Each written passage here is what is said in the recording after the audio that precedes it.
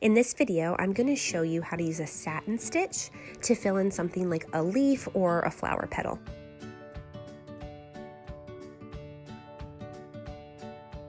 Before we get into the explanation of this stitch, I do want to share that as I'm doing the satin stitch for this leaf petal, it looks a lot like another embroidery stitch called the fishbone.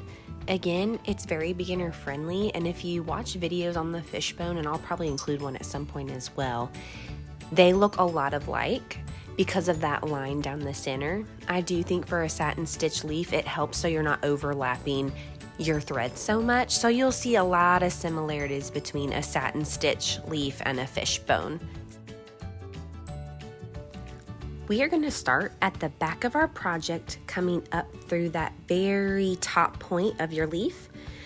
And I came down about the center here, but about a stitch length would be fine. Then you're going to see me bring my needle up again just to the right and a little lower of that first entry point.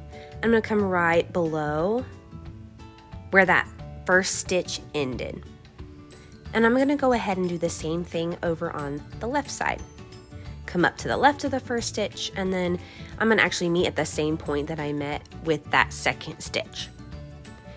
And you're going to continue to do this pattern all the way through till you get to the very bottom of your leaf.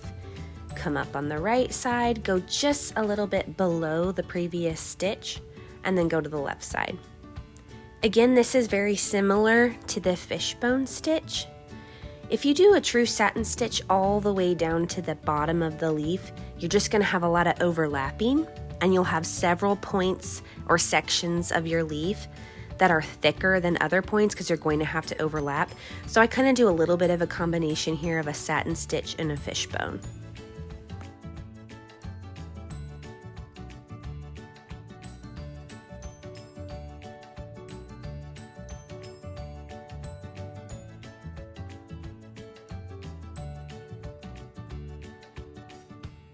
As we get to the bottom of this leaf, we're still doing the same stitches and just filling it in right to left, right to left. Your stitches are just going to continue to get smaller and smaller until you reach that final point. Once you have completely filled your leaf in, you'll tie a knot at the back of your project.